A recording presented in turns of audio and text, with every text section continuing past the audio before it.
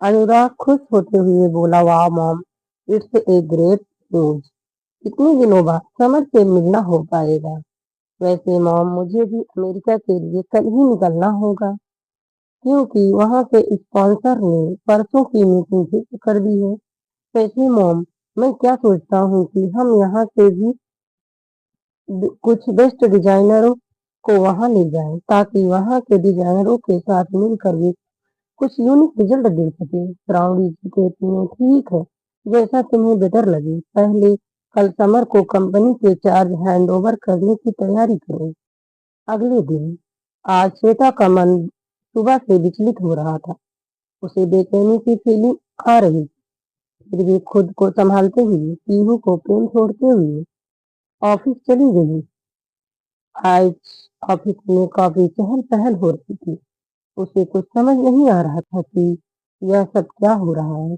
तभी उसे सामने से नताशा कुछ फाइलों के साथ आती हुई नजर आई। उसने उसे रोकते हुए पूछा, नताशा जी, आज कुछ खास है क्या? नताशा ने कहा, वह आज मुंबई से समर सर आ रहे हैं और आज रात को अनुराग सर को भी अमेरिका निकलना है। तो सीईओ का पोस्ट अब समर सर ही संभालेंगे। बस उसी की तैयारी हो रही है। श्वेता नाम सुनकर चौंक गई। क्या नाम बताया आपने अभी नए सीईओ का? नताशा कहती है, समर सर। क्या तुम उन्हें जानती हो? श्वेता ने इनकार से हिलाया तो नताशा बोली, मुझे यह फाइल सर के केबिन में रखनी है, तो मैं जा रही हूँ। तुम याद से कॉन्फ्रेंस हॉल में 12 बजे पहुंच जाना। आज समर सर का इंट्रोडक्शन होने वाला है। श्वेता भी अपने केबिन की ओर जाने लगी। अरे मुंबई में बस एक ही समर थोड़ी ही है, मन में सोचती है, और भी बहुत सारे होंगे। तभी उसको कानों में आवाज आई, अरे यह आवाज तो समर जी की आवाज है। पीछे मुड़कर देखी तो सामने से समर अनुराग के साथ आ रहा था। वह झट से पिलर के पीछे छुप गई। समर अनुराग के साथ उसके केबिन में चला गया। श्वेता जल्दी से अपने केबिन में चली गई। हमें जाना होगा, हम अभी नहीं मिल सकते उनसे। कहीं कहीं उन्होंने तो हमें देखा नहीं। नहीं नहीं, अगर ऐसा होता तो पीछे मुड़कर जरूर देखते एक बार। हाँ, यही ठीक रहेगा कि हम अभी घर चले जाते हैं। अभी हम उनका सामना नहीं कर सकते, और अभी ही क्या, हमें करना ही नहीं है उनका सामना। बड़बड़ाते हुए उसने अपना बैग लिया और नताशा को एक मैसेज टाइप कर सेंड कर दिया और तुरंत वहां से निकल गई। इधर समर को भी कुछ महसूस हुआ। अपने मन में सोचा, ऐसा लगा जैसे चिड़िया यहीं कहीं मेरे आसपास ही थी। मुझे उसके होने का एहसास हुआ। ऐसा लगता है कि जैसे मैंने अभी वहां बाहर से उसे देखा है। अगर वो सच में थी तो वह शायद यहाँ जॉब करती होगी। कैसे कैसे ढूंढे उसे। तभी अनुराग ने उसे बताया कि थोड़ी देर में कॉन्फ्रेंस हॉल में सारे स्टाफ जमा होंगे। उनके साथ तुम्हारा इंट्रोडक्शन होगा। यह सुनकर समर को राहत मिली तो अच्छा हुआ। अगर श्रेया यहाँ जॉब करती होगी तो अभी कॉन्फ्रेंस रूम में जरूर आएगी। यह सोचकर मुस्कुरा दी। थोड़ी देर बाद कॉन्फ्रेंस रूम में सारे स्टाफ इकट्ठा हो गए। समर ने चारों तरफ नजर दौड़ाई पर श्रेया कहीं भी नजर नहीं आई। तो उसने नताशा से पूछा, सारे स्टाफ आ चुके हैं? नताशा ने कहा, हाँ, बस मिस श्वेता नहीं आई है। इस पर अनुराग पूछा, श्वेता क्यों नहीं आई? सुबह तो ऑफिस आई हुई थी। नताशा कहती है, सर, पर अचानक से उसकी तबीयत खराब हो गई, तो उसने लीव का मैसेज देकर चली गई। अनुराग यह सुनकर परेशान होते हुए बोला, यह तुम क्या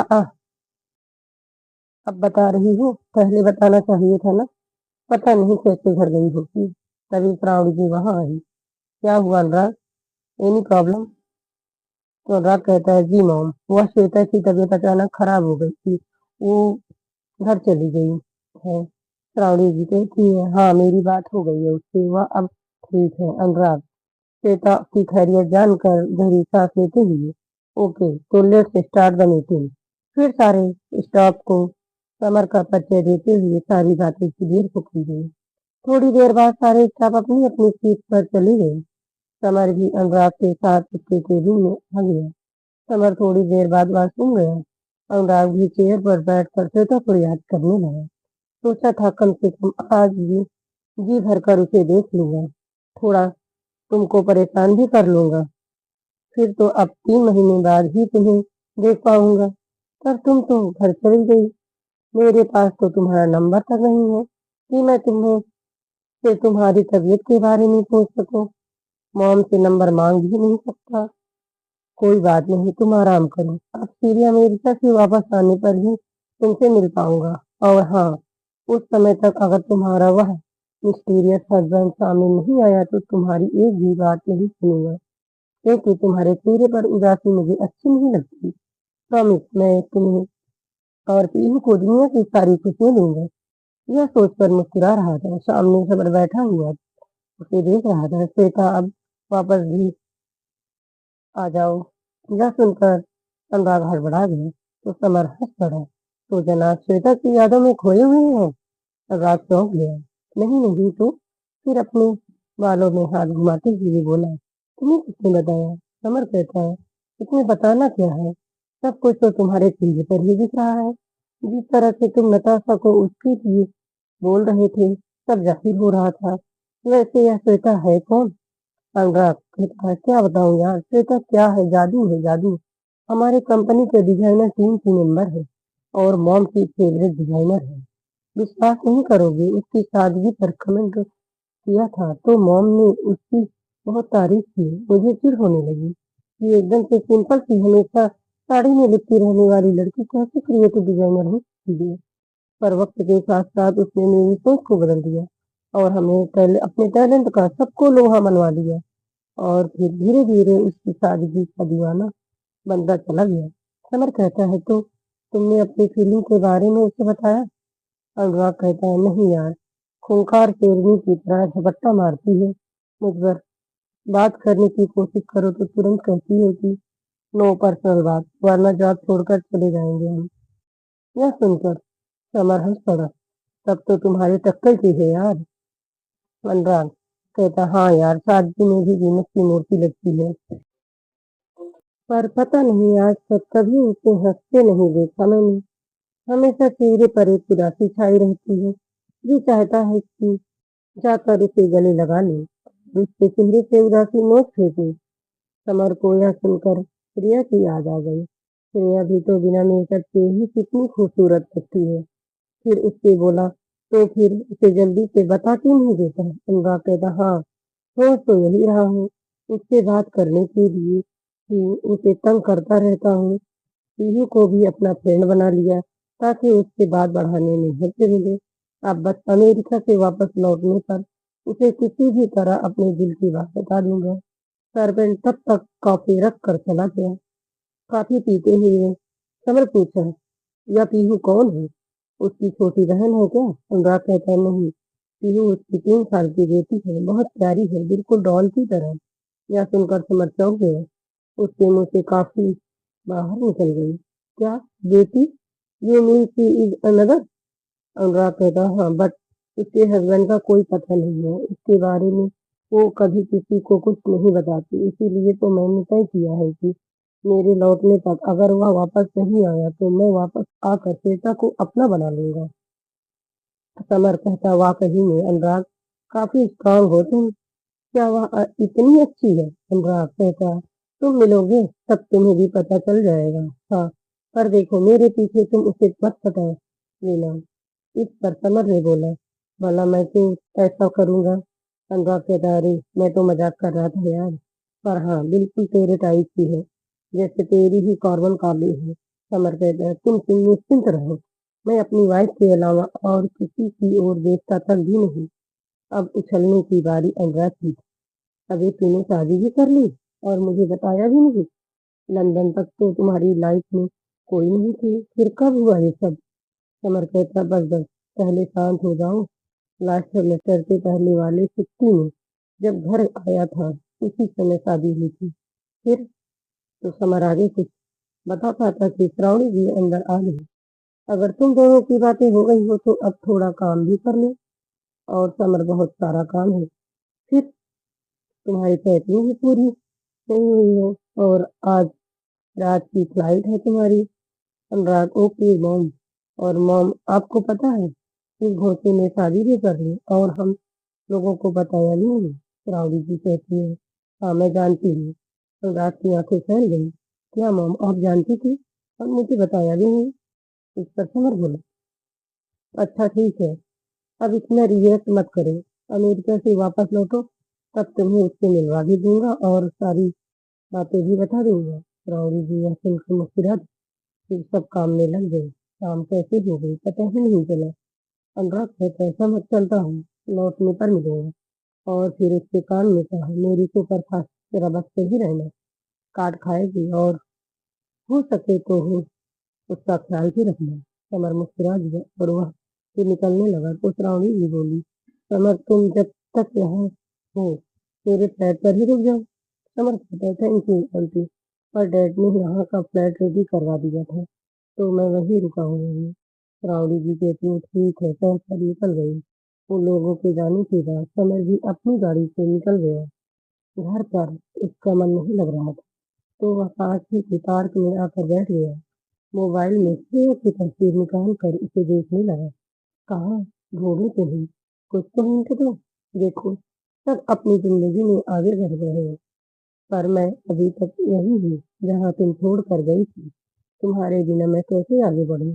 फिर आसमान की तरफ देखते हुए बोला, भगवान अब आप ही मुझे कुछ हिंट दो कि मैं श्रेया को कहाँ खोजूं। उधर श्वेता के जल्दी ही घर लौट आने से वह भी परेशान हो गई। श्वेता बेटा तुम्हारी तबीयत तो ठीक है ना? कहती है। तो श्वेता कहती है, हाँ माँ, कुछ बेचैनी महसूस हो रही थी इसीलिए चली आई। वही बाजी कहती है, डॉक्टर को बुलवा दूं क्या? परेशान होते हुए बोली। तो श्वेता कहती है, नहीं मैम, हम बस कुछ देर सोना चाहते हैं। बस दादी कहती है, ठीक है बेटा, तो तुम जाकर आराम करो, मैं पीहू को लेकर आती हूँ। कहकर वह चली गई। श्वेता अपने कमरे में आकर लेट गई। क्या करूँ, कैसे सामना करूँ, कब तक कुछ कर रहूंगी, पता नहीं वो क्यों आए हैं यहाँ, और और उन्हें कैसे पता चला हमारे यहाँ होने की, और बाबा ने भी तो नहीं हमें बताया कि वह आ रही है। थोड़ी देर बाद उसे नींद आ गई। श्वेता जब सोकर उठी तो शाम हो चुकी थी। वह कमरे से बाहर निकली तो पीहू ब्रिजेश जी के साथ खेल रही। श्वेता कहती है, माँ आपने हमें उठाया क्यों नहीं? मतिका जी कहती है, तुम गहरी नींद में सो रही थी तो उठाने का मन नहीं थी। अच्छा लो चाय पी लो। और हाँ मैं पीहू को लेकर पार्क में जा रही हूँ। किचन में जाकर जो मन करे बनाकर दोनों बाप बेटी खा लेना। पीहू श्वेता से लिपट गई। मम्मा आप भी चलो ना हमारे साथ पार्क में। श्वेता उस पर सुनते हुए बोली, मम्मा की जान, आज आप नानी के साथ ही जाइए, किसी और दिन हम जरूर चलेंगे। बस दादी पीहू को लेकर पार्क में चली गई। वहां जाकर पीहू बच्चों के साथ खेलने लगी। बस दादी यही बैठकर उसे खेलते हुए देखने लगी। इत्तेफाक से समर भी उसी पार्क में बैठा हुआ था। वह मोबाइल में श्रेया की तस्वीर देख रहा था कि तभी एक बॉल आकर उसे लगी और मोबाइल हाथ से छूटकर नीचे गिर गया। वह कुछ कहता इससे पहले ही सामने से एक प्यारी सी आवाज आई, सॉरी अंकल, हमारे बॉल से ही आपको चोट लग गई। पीहू सामने खड़ी थी तो समर उसकी ओर देखा तो गिरा दिया, एक टोके देता और अपना फोन उठा लिया। पीहू उसके बगल में आकर बैठ गई। अंकल आप भी यहाँ खेलने आए हो? तो समर कहता है, नहीं बेटा, हम तो बस ऐसे ही बैठने आए हैं। बेटा आपका क्या नाम है? कहती है समर। तो पीहू कहती है, हमारा नाम पीहू है। समर ने उसे अपनी गोद में उठाते हुए बोला, पर हमें तो लगता है कि आपका नाम डॉन होना चाहिए। पीहू कहती, नहीं हमारा नाम पीहू है और हमारी मम्मा हमें मम्मा से जान पीहू बुलाती है। वैसे आप मोबाइल में गेम खेल रहे थे? समर मुस्कुराते हुए बोला, नहीं, मैं तो अपनी डॉल को देख रहा हूँ था। पीहू कहती है, क्या आपके पास भी डॉल है? समर कहता, आप देखेंगे क्या हमारी डॉल को? पीहू ने हाँ में सिर हिलाया तो समर ने उसे चिड़िया की तस्वीर दिखाई। उसे देख कर पीहू हंसते हुए बोली, अंकल ये तो कोई डॉल नहीं है, ये तो मेरी मम्मा है। और जोर जोर से हंसने लगी। हैरान सा समर कभी पीहू को देखता तो कभी चिड़िया की तस्वीर को। समर के मोबाइल में प्रिया की तस्वीर देख कर पीहू हंसते हुए बोली, यह तो मेरी मम्मा है। ये सुनकर समर शॉक रह गया। ये बच्ची क्या बोल रही है? नहीं, नहीं, शायद इस व्यक्ति को पहचानने में गलती हो गई है। पर कोई भी बच्चा अपनी माँ को पहचानने में कैसे गलती कर सकते हैं? उसे चुप देख कर पीहू बोली, अरे अंकल आप चुप क्यों हो गए? बताइए ना, आप कौन हैं और मेरी मम्मा की फोटो आपने क्यों ली है? पीहू की आवाज से समर की तंद्रा टूटी। बेटा, आपसे अपनी मम्मा को पहचानने में गलती हो रही है। यह आपकी मम्मा नहीं, मेरी डॉल है। पीहू जिद पर अड़ गई। नहीं अंकल, यह आपकी डॉल नहीं, मेरी मम्मा है। और आप चोल हो, मेरी मम्मा की फोटो आपके खिलाए हैं। समर अब परेशान हो गया है। पर बेटा, ऐसे कैसे हो सकता है? यह आपकी मम्मा नहीं हो सकती है। पीहू बोलती है, आप हमारी नानी से पूछ लीजिए। और उसका हाथ पकड़कर अपनी नानी के पास आ गई। नानी माँ, ये देखो हमने चोर को पकड़ा है। बसुधा जी इस पर हैरान होकर कभी पीहू को तो कभी समर को देखती है। पीहू बेटा, यह आप क्या बोल रहे हैं? और वह अंकल कौन है? आप उन्हें इस तरह से परेशान क्यों कर रहे हो? फिर पीहू को गोद में लेते हुए समर से माफी मांगते हुए बोली, सॉरी बेटा, बच्ची है, गलती हो गई। समर कहता, आंटी जी वो पीहू पीहू अले पीहू फिर कहती है, अले नानी माँ, हम सच बोल रहे हैं। इन्होंने हमारी मम्मा का फोटो चुराया है और उसे अपनी बहन बोल रहे हैं। अब बच्चा जी समर का चेहरा देखने लगी तो पीहू ने समर का फोन लेकर उन्हें श्रेया की तस्वीर दिखाने लगी। देखिए नानी, इस अंकल को बोलिए ना हमारी मम्मा की फोटो हमें दे दे। बच्चा जी कभी श्रेया की फोटो को तो कभी समर को देखती। समर के मन में भी हजारों सवाल आ जा रहे थे। वसुधा जी मोबाइल समर को देते हुए बोली, हमारी बेटी की तस्वीर आपके पास कैसे आई? आप कौन हो बेटा? समर कहता, नहीं आंटी, ये मेरी पत्नी श्रेया की तस्वीर है। हो सकता है कि आपकी बेटी का लुक मेरी श्रेया से मिलता हो, पर यह सच है। यह मेरी पत्नी श्रेया है और मैं आर के फैशन हाउस का सीईओ समर सिंह हूँ। यह सुनकर वसुधा जी को समझ आ गया कि श्वेता ऑफिस से आज जल्दी क्यों आ गई थी। एक बार को तो उनका मन हुआ कि वे समर को श्वेता के बारे में सब सच बता दें। फिर उन्होंने सोचा कि जब तक श्वेता खुद को उसके सामने आने के लिए तैयार नहीं करती, तब तक उन्हें भी कोई हक नहीं है उसे कुछ बताने का। वसुधा जी को चुप देखकर समर बोला, आंटी आप चुप क्यों हैं? आप प्लीज मुझे बताइए कि आप मेरी श्रेया को अपनी बेटी क्यों बता रही हैं? वसुधा जी, देखिए बेटा, आप जो भी हो, पर ये तस्वीर मेरी बेटी श्वेता की है। और फिर वो अपने मोबाइल से श्वेता और पीहू की तस्वीर निकाल कर उसे देखने को दी। समर उस तस्वीर को देखकर हैरान रह गया। ये तो श्रेया ही है, पर ये पीहू उसकी बेटी कैसे हो सकती है? यशोदा जी आगे बोली, देख लिया ना बेटा, ये मेरी श्वेता है और ये आप ही की कंपनी में जॉब करती है। यह कहकर वो पीहू को लेकर घर चली गई। समर सोचता रह गया कि ये कैसे संभव हो सकता है। नहीं नहीं, इसमें कोई ना कोई झोल जरूर है। मुझे पहले प्रिया से बात करना होगा, पर उससे मिलूं कैसे? तभी उसे ध्यान आया कि आंटी बोल रही थी कि उनकी बेटी उसी के कंपनी में जॉब करती है। कहीं कहीं ये वही श्वेता तो नहीं जिसके बारे में अनुराग बोल रहा था? कहीं मैंने आने में तो देर नहीं कर दी? नहीं नहीं, प्रिया केवल मुझसे प्यार करती है, वो किसी और के साथ हो ही नहीं सकती। अब मैं उस पर बिल्कुल भी शक नहीं कर सकता, क्योंकि अब मैं ये जान चुका हूँ कि वो मुझसे कितना प्यार करती है। अब कल ऑफिस में उससे मिलकर सब बातें क्लियर कर लूंगा और फिर जितनी जल्दी हो सके उसे मना कर यहाँ से लेकर चला जाऊंगा। घर पर भी मॉम डैड ये रिया सब इसका इंतजार कर रहे हैं। घर जाते हुए वसुधा जी यह सोचकर बहुत खुश हो रही थी कि समर श्वेता से अभी भी बहुत प्यार करता है। वसुधा जी के निकलने के बाद ब्रिजेश जी की बस जी भी बाजार के लिए निकल गए। घर पर श्वेता अकेली बैठी समर के बारे में सोच रही थी। उसके कानों में आज भी उसके वो शब्द गूंज रहे थे जब उसने उसे एक गिरी हुई अय्याशियों वाली लड़की बताया था। ये शब्द जब उससे बर्दाश्त नहीं हुए तो वह अपने कानों को दोनों हाथों से ढकते हुए चिल्लाई, नहीं, हम बदचलन बद किरदार नहीं हैं। फिर खुद को शांत करते हुए बोली, अब आपको कोई हक नहीं है कि हमसे मतलब रखने का, हमारे पास आने का। आपने हमें दो दो बार ठुकराया है, हमारे कैरेक्टर पर उंगली उठाए। आपकी वजह से एक बार फिर से हम अपने भाई से दूर हो गए। नहीं, अब और नहीं। हम अब आपको अपने करीब आने का कोई मौका नहीं देंगे।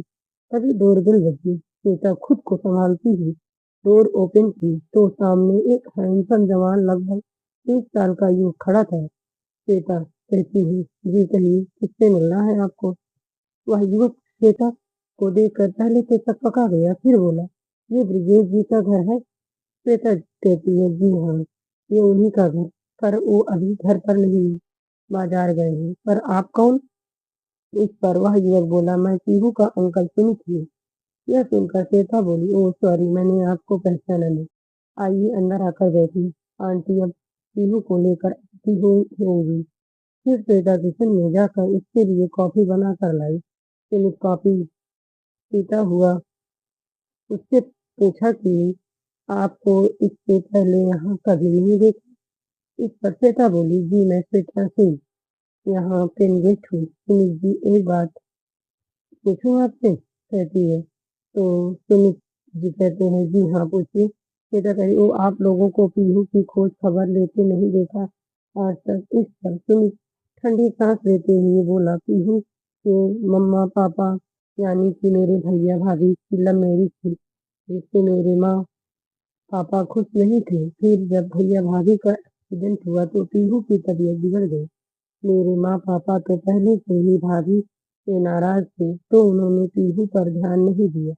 पीहू को उस समय एक्स्ट्रा केयर की जरूरत थी और मुझे भी अपने काम की वजह से लंदन जाना पड़ा। इसीलिए मैंने पीहू को यहीं अंकल आंटी के पास रहने देना बेटर समझा। तभी वसुधा जी पीहू को लेकर पहुंच गई। सुमित को देखकर वे चौंक गई।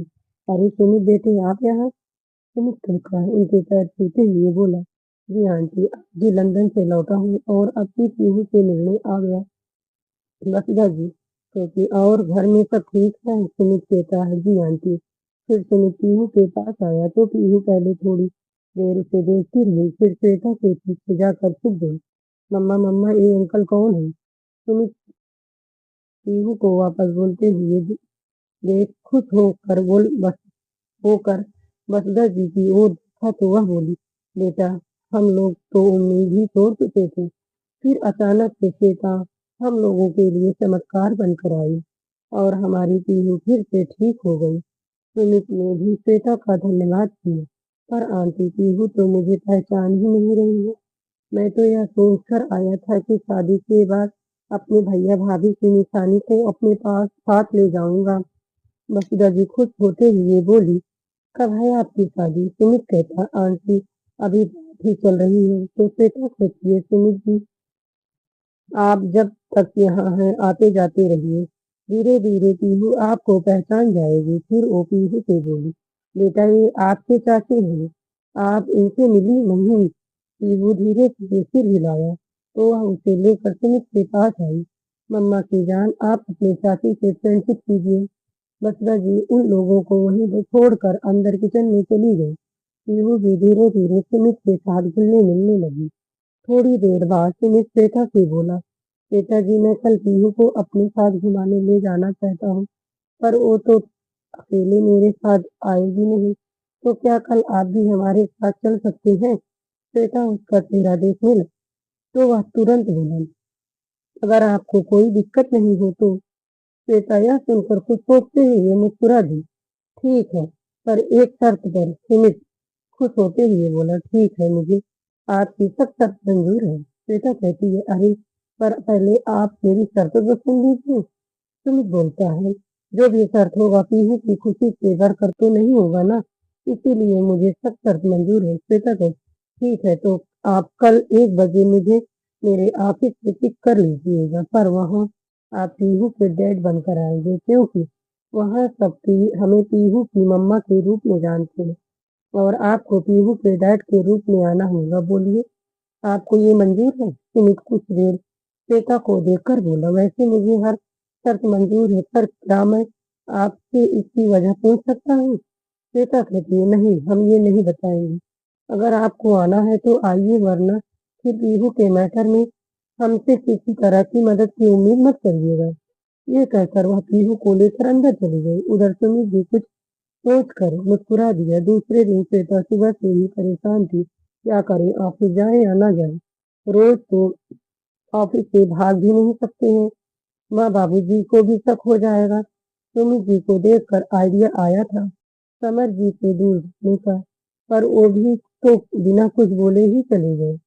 वह इसी अधोगुण में थी कि तभी बच्चा जी आकर पीहू के यूनिफॉर्म थमाते हुए बोली, लो अपनी बेटी को खुद तैयार कर लो, मुझे तो परेशान कर रखा है इसने। आदत बिगाड़ रखी हो इसकी तुम। पता नहीं तुम्हारे जाने के बाद मैं इसे कैसे संभालूंगी। श्वेता कहती, माँ हम तो कहीं नहीं जा रहे हैं, फिर आप आज ऐसी बातें क्यों कर रहे हैं। मुस्कुरा जी, मेरे कहने का यह मतलब नहीं है बेटा, बस मुंह से निकल गया। वैसे भी सच तो यही है कि जब समर तुम्हें लेने आ जाएंगे तब तो तुम उसके साथ चली जाओगी ना। और फिर अब सुमित जी की आगे बढ़कर पीहू को अपने साथ रखने की बात की है, तो आज न कल तो पीहू को तुमसे दूर होना ही पड़ेगा ना। समर का नाम सुनते ही जहाँ श्वेता उदास हो गई, वहीं पीहू से दूर होने की कल्पना से वह सिहर गई। वह पीहू से बहुत ज्यादा जुड़ गई थी। माँ आप के बाद से दोबारा ऐसी बात मत कहना। हम सबके बिना जी सकते हैं, पर अब हम पीहू के बिना एक क्षण भी नहीं रह सकते। हम पीहू को खुद से अब कभी दूर नहीं होने देंगे। कहकर वह पीहू को अपने सीने से लगा लिए। पीहू भी श्वेता के गले में लिपट गई और बोली, मम्मा आप कहाँ जा रहे हो। क्या हमारे डैडा आने वाले हैं। श्वेता अचकचा गई। क्या कहा बेटा, डैडा। यह किसने बताया आपको कि आपके डैडा आने वाले हैं। पीहू कहती, ओह मम्मा, मेरी सभी फ्रेंड के पास डैडा है तो मेरे भी डैडा होंगे ना। इतना कहकर पीहू हंस पड़ी। श्वेता बात बदलते हुए बोली, अच्छा चलिए पहले स्कूल के लिए तैयार होइए। माँ हम पीहू को तैयार करते हैं, और हाँ अब हमें कोई भी पीहू से अलग नहीं कर सकता, आप भी नहीं। बस जी खुश होकर उसका सर चूम ली और मन ही मन सोची, अब हमें इसकी चिंता करने की कोई जरूरत नहीं है। श्वेता अब समझ भी आ गए हैं तुम्हें मनाने, और सुमित जी भी अब पीहू को अपनाने के लिए तैयार हैं। हाँ तुम्हें थोड़ी तकलीफ होगी, फिर जब तुम्हारे अपने बच्चे आ जाएंगे तुम धीरे धीरे पीहू को भूल जाओगी। थोड़ी देर बाद श्वेता पीहू के साथ तैयार होकर घर से निकल गई। श्वेता पीहू को छोड़ते हुए धड़कते दिल के साथ ऑफिस आई। वह खुद से लड़ती हुई खुद को समर का सामना करने के लिए तैयार कर रही थी। जो ही वह ऑफिस के अंदर आई तो उसे सामने से नताशा आती हुई दिखी। नताशा से, गुड मॉर्निंग श्वेता, अब तुम्हारी तबीयत कैसी है, कहती है। तो श्वेता कहती है, गुड मॉर्निंग नताशा जी, हम ठीक है। नताशा फिर कहती है, श्वेता समर का सर से कल तुम्हारा इंट्रोडक्शन नहीं हो पाया था, तो आज जाकर मिल लेना। श्वेता सिर हिलाकर चली गई। नहीं हम नहीं मिल सकते हैं उनसे, हमसे जितना हो सकेगा हम उनके सामने जाने से बचेंगे। श्वेता श्रावणी जी के पास रिपोर्ट कर अपनी टेबल पर आकर बैठ गई और कुछ डिजाइन जिसे वह कल अधूरा छोड़कर गई थी उसे कंप्लीट करने लगी। इधर समर अपनी केबिन में बैठा श्रेया से मिलने का तरीका खोज रहा था। मुझे किसी भी तरह से श्रेया को मनाना होगा, उससे बात करना होगा, और डैड से तो वापस जाकर बात करूंगा। उन्हें सब पता था, इसीलिए तो उन्होंने मुझे यहाँ भेजा। थोड़ा पहले नहीं भेज सकते थे क्या। अगर पहले भेज देते तो अब तक मैं श्रेया को मना भी चुका होता, पर मना हो। एक तो इसका गुस्सा, ऊपर से वो आंटी कैसे मेरी श्रेया को अपनी बेटी और उसे बच्चे पीहू की माँ बता रही थी। और उधर अनुराग, उसे भी कोई और नहीं मिला था क्या।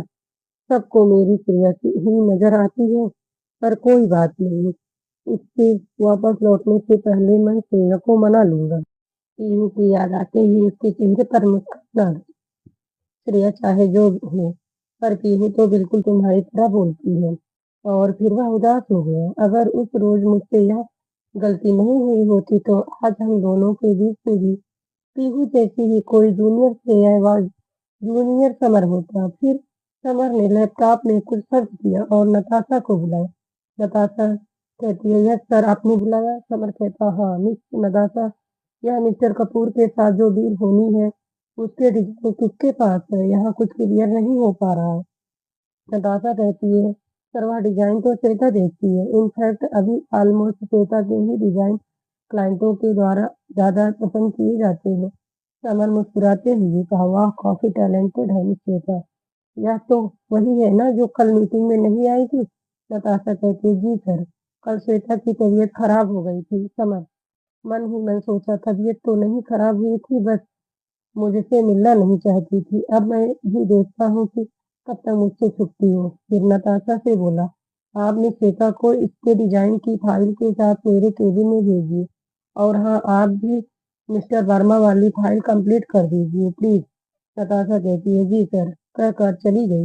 नताशा श्वेता के पास गई और बोली, श्वेता, तुम्हें सर ने मिस्टर कपूर वाली डिजाइन का फाइल लेकर अपने केबिन में बुलाया है। श्वेता कुछ सोचते हुए बोली, पर नताशा जी, उस डिजाइन की प्रिंट आउट तो अनुराग सर को हमने दे दिया था। नताशा कहती है, पता नहीं, सर बोल रहे थे कि उन्हें कुछ क्लियर नहीं हो पा रहा है, तो तुम फाइल से ले जाकर समझा दो। कहकर वह चली गई। श्वेता मन ही मन बोली, जानते हैं हम, जरूर उन्होंने कहीं से हमारा नाम पढ़ लिया हो, तो बस हमसे मिलने का बहाना ढूंढ रहे हैं, ताकि यह पता कर सके कि यह श्रेया उनकी ही श्रेया है या कोई और हम भी तो आपके सामने आने से रहे। फिर एक दूसरी डिजाइनर सुहानी को उस फाइल के बारे में समझाकर समर समर के पास भेज देती। थोड़ी देर बाद वह डिजाइनर वापस आ गई। श्वेता कहती है, क्या हुआ सुहानी? तो सुहानी कहती है, श्वेता, सर गुस्सा कर रहे थे कि आपने जब यह डिजाइन बनाया ही नहीं तो आप इसे कैसे क्लियर करने आ गए? श्वेता, तुम ही जाओ, सर बहुत गुस्साते हैं। श्वेता कहती है, ठीक है, कहकर फाइल ले ली। सुहानी भी अपनी टेबल पर चली गई। श्वेता भी फाइल वहीं रख कर दूसरे काम में लग गई। अगर सच में इस फाइल की जरूरत होगी तो खुद मंगवा लेगी, हम तो जाने ही रहे। और फिर जाकर श्रावणी जी के पास अपनी डिजाइन पर करेक्शन करवाने लगी। उधर समर का तो डिजाइन इंतजार कर कर के बुरा हाल था। मन तो करता है कि अभी जाकर तुम्हें तुम्हारे टेबल से उठा कर ले आओ, पर क्या करें, यह नहीं कर सकता ना। यहाँ पर किसी को यह नहीं पता है कि तुम्हारे जिस मिस्टीरियस हस्बैंड से सब मिलना चाहते वह मैं ही हूँ। वह अपना मन लगाने के लिए थोड़ी देर दूसरे फाइलों को देखने लगा, पर श्रेया को देखने की बेकरारी उसे कुछ और काम करने ही नहीं दे रही थी। थोड़ी देर बाद उसने श्रावणी जी को फोन घुमा दिया। आंटी, आपने किस बदतमीज डिजाइनर को ऑर्गेनाइज कर लिया है? सुबह से 3 बार बुलवा भेजा हूँ डिजाइन की फाइल के लिए, पर अभी तक नहीं आई है। श्रावणी जी कहती है, तुम किसकी बात कर रहे हो समर? श्वेता समर नाम सुनकर सिर झुकाकर अपना काम करने लगी, जैसे कुछ नहीं सुना हो। समर, वह आंटी श्वेता सिंह जिसकी डिजाइन को मिस्टर कपूर ने फाइनल किया है। रावड़ी जी मुस्कुराते हुए श्वेता को देख कर बोले, तो तुम अभी तक श्वेता से नहीं मिले हो? समर कहता, नहीं आंटी, पता नहीं कैसी बदतमीज इंसान है। मुस्कुराते हुए बोला। तो श्रावणी जी समझ गई कि अभी समर को पता नहीं है कि श्वेता कौन है। ठीक है बेटा, उसे भेजती हूँ, कहकर फोन रख दिया। श्रावणी जी कहती है, श्वेता हमारी कंपनी के नए सीईओ मिस्टर समर सिंह से मिली हो? श्वेता खुद को संभालते हुए बोली, नहीं मैम, अभी तक तो नहीं मिली। फिर अनजान बनते हुए बोली, क्यों मैम, क्या हुआ? श्रावणी जी कहती है, वह तुम्हें डिजाइन की स्केच फाइल के साथ बुला रहा है, जाओ जाकर मिल लो। श्वेता हिचकिचाते हुए बोली, पर मैम, हमने तो सुहानी को फाइल लेकर भेज दी थी और अभी तो हमें इस डिजाइन पर भी वर्क करना है। इस पर श्रावणी जी बोली, इसे छोड़ो, बाद में देख लेना, कहकर उसे जबरदस्ती भेज दी। श्वेता को न चाहते हुए भी अब समर के पास आना पड़ा। उधर समर मन ही मन मुस्कुरा रहा था, श्रेया, अब तो तुम्हें आना ही पड़ेगा। जैसे ही गेट खुलने की आवाज आई, वह लैपटॉप पर सर पर झुक गया। गेट पर से श्वेता की आवाज आई, मे आई कम इन सर? दोस्तों, कहानी अभी जारी है, नेक्स्ट पार्ट हम जल्द लेकर आएंगे। आपको कहानी कैसी लगी कृपया कमेंट में बताएं और वीडियो को लाइक, शेयर और चैनल को सब्सक्राइब करें। धन्यवाद दोस्तों।